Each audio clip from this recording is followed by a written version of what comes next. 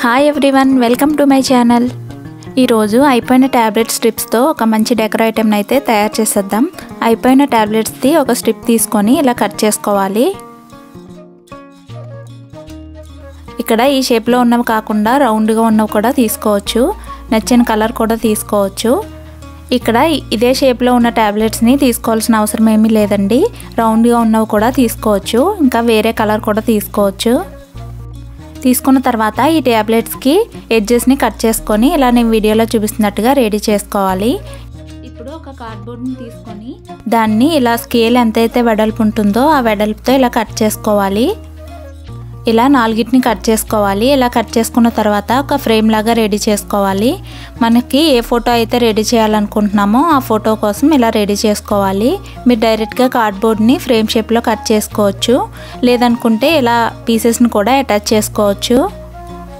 ఇలా రెండింటిని పొడవుగా రెండింటిని కొంచెం కట్ చేసుకొని ఇలా అతికించుకోవాలి. ఇలా ఫ్రేమ్ రెడీ చేసుకున్న తర్వాత దీన్ని కలర్ చేసుకోవచ్చు, లేదనుకుంటే పేపర్ కూడా అతికించుకొని నీట్గా తయారు చేసుకోవచ్చు. నేను ఇక్కడ బ్లాక్ కలర్ పేపర్ని అతికించుకుంటున్నాను. ఇలా పేపర్ అనేది 1 ఇంచు వెడల్పు అనేది ఎక్కువగా ఉండేటట్టుగా తీసుకోండి. తీసుకున్న తర్వాత 4 కార్నర్స్ని ఇలా నేను వీడియోలో చూపిస్తున్నట్టుగా కట్ చేసుకోవాలి. ఇలా కార్నర్స్ని ఇలా కట్ చేసుకున్న తర్వాత ఈ పైన ఉన్న ఎడ్జెస్కి గ్లూ అప్లై చేసుకొని ఇలా ఫ్రేమ్ మీదకి మర్చుకోవాలి. అప్పుడు పైన ఉన్న ఎడ్జెస్ మొత్తం, బయట వైపు ఉన్న ఎడ్జెస్ మొత్తం ఇలా కవర్ అయిపోతాయి. చూసారు కదా ఎలా అన్నమాట. ఇప్పుడు లోపల కూడా కట్ చేసుకొని లోపల ఉన్న ఎడ్జెస్ని కూడా కవర్ చేసుకోవాలి. ఇలా క్రాస్గా కట్ చేసుకున్న తర్వాత ఎక్స్ట్రా ఉన్న పేపర్ని కట్ చేసుకొని తీసేసుకోవాలి. ఇలా తీసుకున్న తర్వాత గ్లూ అప్లై చేసుకొని ఫ్రేమ్ మీదకి మర్చుకోవాలి పేపర్ని. కలర్ చేసుకున్న దానికంటే ఇలా పేపర్ని అతికించుకోవడం వల్ల ఫ్రేమ్ అనేది మనకి నీట్గా కనిపిస్తుంది. కలర్ చేసుకున్నా సరే మనకి ఎడ్జెస్ అనేవి నీట్గా కనిపించవు. చూసారు కదా, పేపర్ వల్ల చాలా నీట్గా వచ్చింది. ఇప్పుడు ఫోటో పెట్టుకోవడం కోసం మనం బ్యాక్గ్రౌండ్ని రెడీ చేసుకుందాం. ఒక 3 కార్డ్బోర్డ్ పీసులు తీసుకొని ఇలా అతికించేసుకోవాలి. 3 సైడ్స్ మాత్రమే అతికించుకోవాలి, మిగతా సైడ్ అనేది అలా ఖాళీగా ఉంచుకోవాలి మనం ఫోటో పెట్టుకోవడం కోసం. ఇప్పుడు బ్యాక్గ్రౌండ్లో ఇలా కార్డ్బోర్డ్ని అతికించుకోవాలి. నేను ఇక్కడ పేపర్ కూడా వచ్చేటట్టుగా అతికిస్తున్నాను నీట్గా కనిపించడం కోసం. చూసారు కదా ఇలా వస్తుంది.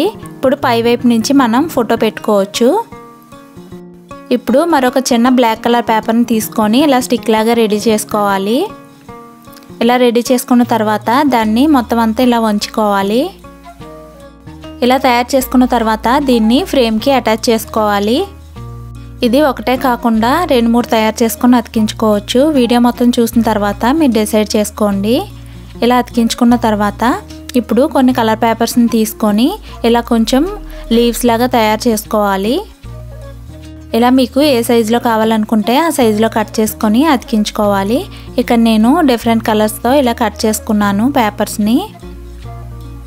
ఇప్పుడు ఈ స్టిక్కి అటు ఇటు వచ్చేటట్టుగా ఇలా కలర్ పేపర్స్ని అటాచ్ చేసుకోవాలి.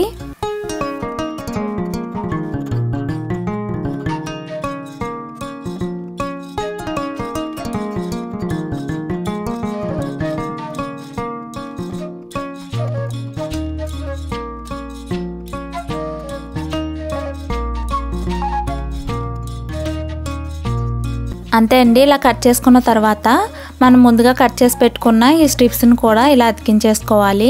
మీకు ఈ కలర్ నచ్చకపోతే మీరు కలరింగ్ కూడా చేసుకోవచ్చు. గోల్డ్ కలర్ కానీ లేదనుకుంటే డిఫరెంట్ కలర్స్తో డెకరేట్ చేసుకోవచ్చు. వీడియో ఎలా అనిపించిందో కామెంట్ సెక్షన్లో తెలియజేయండి.